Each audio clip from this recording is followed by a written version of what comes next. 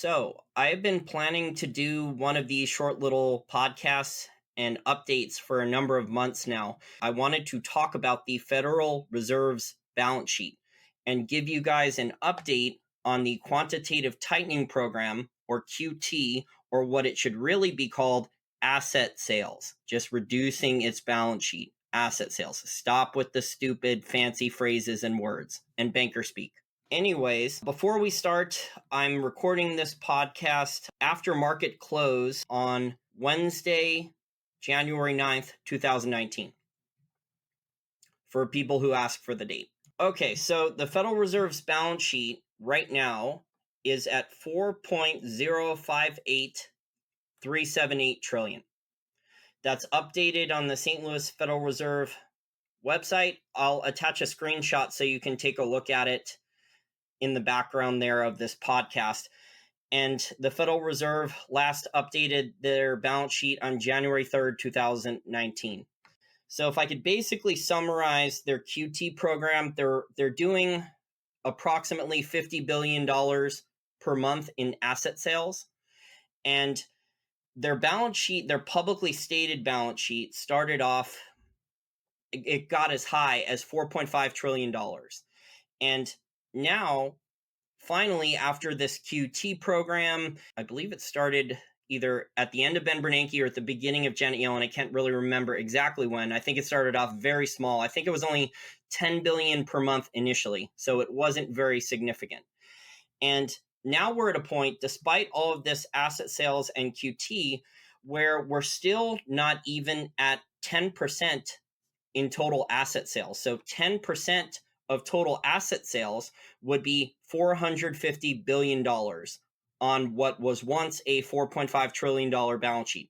So basically, we'll hit that 10% number for the Federal Reserve for their QT program and asset sales probably in less than 2 months, maybe about 6 to 8 weeks, I would say, but probably less than 2 months at the pace that they're going on now. And yet, despite these asset sales and other news stories, so news stories like Russia has sold all of its treasuries, China has started selling a good amount of its treasuries, the QT program, all these different things. I can name a bunch of other things that mean that the yield curve, that interest rates on US treasuries on the treasury curve, on different debt, all these different factors should mean that interest rates were rising. The US budget deficit's blowing out. And yet, here we are, and the entire yield curve going from a 6-month like T-bill all the way to the 30-year US Treasury, which when we're recording this podcast, the 30-year is up to 3.024. It was lower than that earlier this week. But basically, everything on the yield curve is within, whether it's 6 months, 1 year, 2 year, 3 year, 5 year, 7 year, 10 year, or 30 year, all the yields in the yield curve in the US Treasury market are basically within 65 basis points. And what is a basis point for listeners who are not aware? Well, 100 basis points equals 1%. So the entire yield curve right now is within a lot less than 1%. It's very interesting. So we have countervailing forces. I didn't explain it so well a minute or two ago. Countervailing forces, or a tug of war between forces that you would think would be bad for bonds and make yields rise, and forces which you have managed money, you have deflationary pressures, you have managed money from money managers in emerging markets, in Europe, maybe in China, bringing capital here to the US as flight capital. And that money has parked, at least some of it has, in treasury market. And you have countervailing forces with, like I said, some of the other factors, which the US's budget deficits are enormous.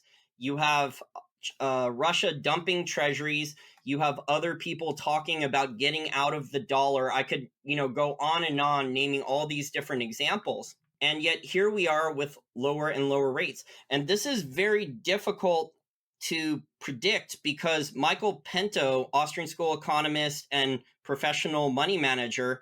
He is a very smart guy, but he timed this thing very, very poorly. He actually put out a book called The Coming Bond Market Collapse: How to Survive the Demise of the US Debt Market. And I've read the book. It's on Audible audiobook. It's got 4 stars on Amazon. It's a good book. However, he totally screwed up the timing of the predictions on this. The book came out in April, end of April of 2013. So here we are almost 6 years later. He was predicting a bond market collapse, and the bond market hasn't collapsed. Peter Schiff and other Austrians and other people have been saying the dollar is going to collapse like every 6 months or every year. Now, the dollar may eventually be drastically devalued. It may eventually collapse. The problem is the timing of these things. So a lot of the people that have been calling for the dollar to collapse, they've been way too soon. They haven't anticipated all the different factors that have changed. Now, props to Michael Pinto, because Michael will tell you, he's said this publicly in his interviews, because I've heard him say this on Greg Hunter, on USA Watchdog, and other interviews. He will say that he totally screwed up the timing of the bond market, but he thinks it eventually will collapse. But this just goes to show you that the large US banks, whether it's the primary dealers or whatever mechanisms, and I want you guys to go back, and if you're new to this channel, or you only maybe listen to the interview once, go and listen to the interview I did with Victor Sperandio over this summer. It is a great interview. He wrote articles explaining how basically the large US banks, the primary dealers, not only are the primary dealers buying up treasuries at auction, so there isn't like a no bid treasury auction or anything like that, but the large US banks, they've got the rules changed a couple years ago so they can buy treasuries and not have to mark down the losses. So they can go in, buy treasuries, help out the US Treasury. Maybe that's been done to manipulate yields lower, because a lot of these different factors, I know you guys look at Zero Hedge and a lot of the other alternative media stories and RT and some of these others. A lot of these other factors in the past may have spiked yields on treasuries, whether it's the 10-year, the 30-year. And yet, in spite of that, at the 10-year US Treasury, we're at 2.728. Now, it got as low last week as 2.64. So this is, the bond market is seeing more of like a deflationary pressures. Obviously, people are worried about the problems in the European banking system, the civil unrest in Europe, the riots in Europe, the problems with European government debt, the problems with emerging markets, how the dollar rally has been going on, although the dollar index now has started to correct a little bit. And the dollar index may have topped at 97, around 97, and when I'm recording this, it's at 95.05. So I don't know if the dollar rally is over, but it's at least having a correction.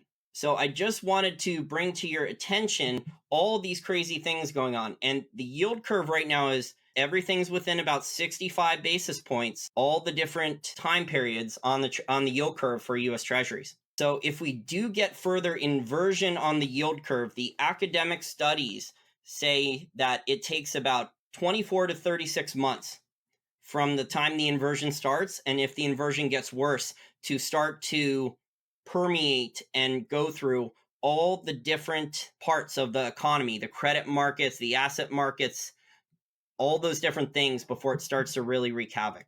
And there was a recent Zero Hedge story about interest on excess reserves to help prop up the market, and that interest on excessive reserves may be a deal that the Fed and the commercial banks are doing to help support the bond market. Now, obviously, this could be in addition to either the exchange stabilization fund that's coming in there, one of the largest plunge protection teams, or what Victor Sperandio mentioned, how the large US banks don't have to mark any of their treasury losses to market, so they can go into those auctions and buy and then just hold them in an account. Basically, it's off balance sheet or a special purpose vehicle, essentially.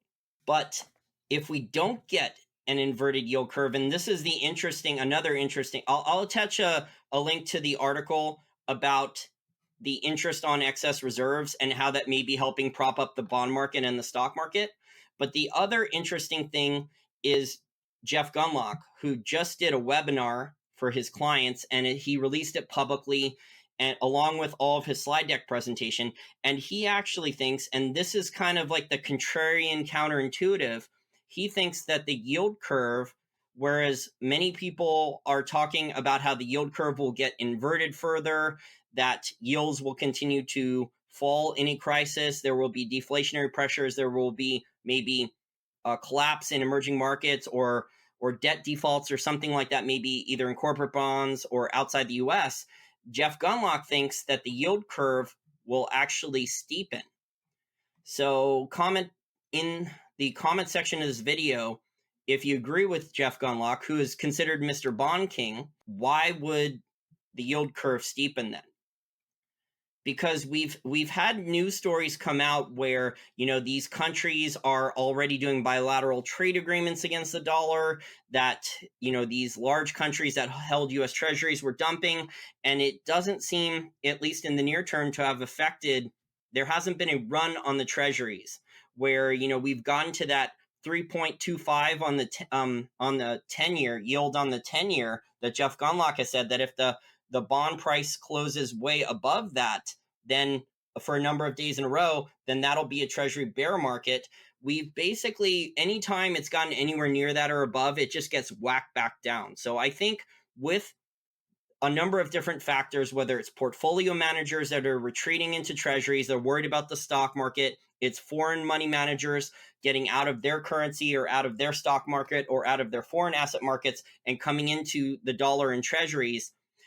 And on top of that, a combination, maybe the exchange stabilization fund and other maybe manipulative practices with the banks, either with the interest on excess reserves or with what Victor Sperandio said, a combination of these factors of money managers reacting and going defensive, and then also manipulation. And that's why I think you have rates where they are right now. So do you think are long-term rates dropping due to deflationary expectations or some other reason? Will the yield curve continue to invert? Will the Federal Reserve actually be able to continue to reduce its publicly stated balance sheet, or will the Federal Reserve have to do a 180, reverse course? They've already recently talked about either slowing down the rate hikes in 2019. I think there were 3 planned. I think now there's only 1 planned, or it's more data dependent. And you have Danielle DiMartino Booth over the weekend on her Twitter. She was calling out Jerome J. Powell and the other people at the Federal Reserve, saying that basically they're cowards, they caved.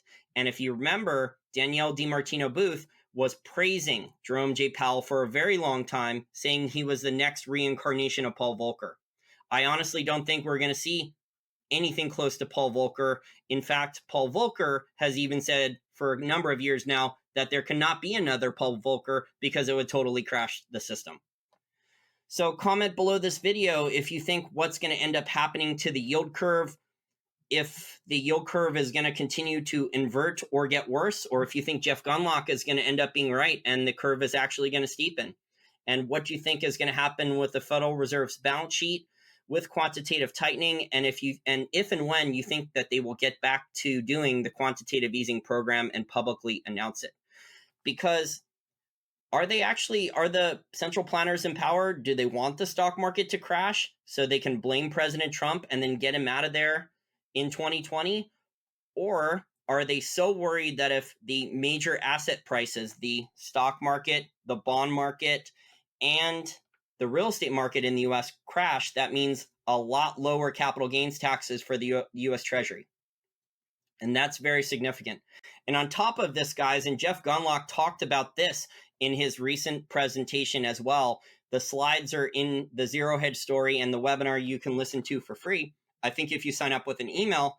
And he said that basically the total public debt explosion that has occurred in 2018 was really at $1.4 trillion.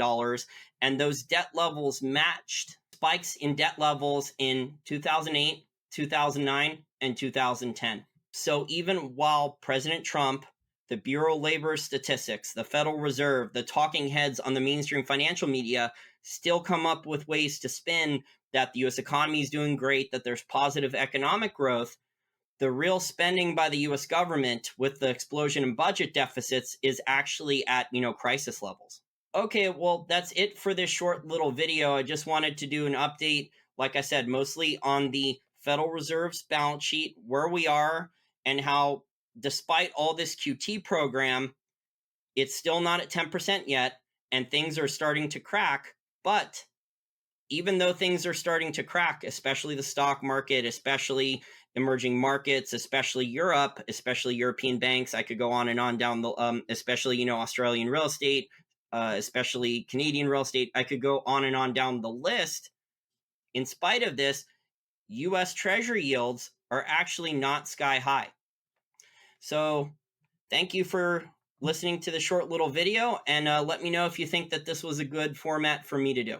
Please like this video, share it with friends and family, and don't forget to subscribe to the Wall Street for Main Street YouTube channel if you have not already done so. Thanks for helping Wall Street for Main Street pass the 20,000 YouTube channel subscriber milestone despite YouTube censorship. Hopefully, we'll be able to get to 30,000 or even 40,000 YouTube channel subscribers quickly if YouTube doesn't shut down this channel. If YouTube does shut down this channel, remember to also sign up for the Wall Street for Main Street email list that's on the wallstreetformainstreet.com website and will tell you where the videos are going to be uploaded instead of YouTube. Also, if you really like the content and you decide that you want to give a one-time donation, you can go to wallstreetformainstreet.com. That's wallstreetformainst.com website, where there's different options for you to do so. Or you can become a Patreon contributor.